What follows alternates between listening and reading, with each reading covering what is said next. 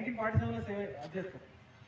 Emergency టైంలో జనాలందరినీ చైతన్యవంతం చేస్తారు. ఇప్పుడున్నట్టు వాట్సాప్లో, ఫేస్బుక్లు, యూట్యూబ్ ఇవన్నీ లేవు. అప్పుడంతా పత్రికల ద్వారా, వాల్ రైటింగ్స్ ద్వారా గోడల మీద రాసేది. మనకందరికీ ప్రాథమిక హక్కులు కావాలి. ఇట్లా జనాలందరినీ చైతన్యవంతం చేశారు. 1975 అయిన తర్వాత 1980sలో సంఘం రామజన్మభూమి ఉద్యానం ఎత్తుకున్నది. ఈ దేశం యొక్క ఆస్థ రాముడు.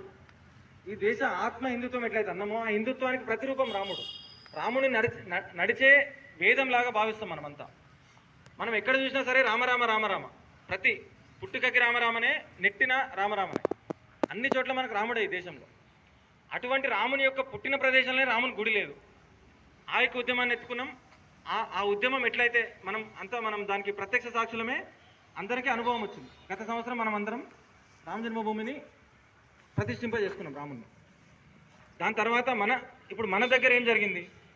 తిరుపతిలో 7 కొండల్ని 2 కొండలు చేస్తా అని చెప్పి అప్పుడున్న నాయకుడు మిగిలిన 5 కొండల్ని ప్రభుత్వానికి అంటే వేరే రకమైన పనులకు ఉపయోగం చేస్తా అని చెప్పి అప్పుడు ఆంధ్రప్రదేశ్లో అప్పుడున్న హిందువుల యొక్క ఇప్పటికైనా సరే మన యొక్క ఆరాధ్య దైవమైన వెంకటేశ్వర స్వామి యొక్క 7 కొండల్ని తీసేద్దామని ప్రయత్నం చేస్తాడు.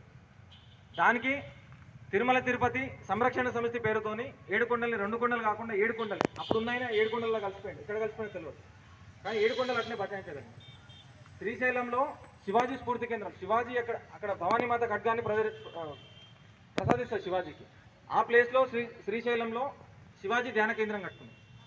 వివేకానంద ఎక్కడైతే ధ్యానం చేస్తాడో 3 రోజులు కింద కన్యాకుమారి దగ్గర, అక్కడ వివేకానంద స్మారక సమితి ఏర్పాటు చేస్తున్నాం. అదే ప్లేస్లో రామసేతు ఉంటుంది.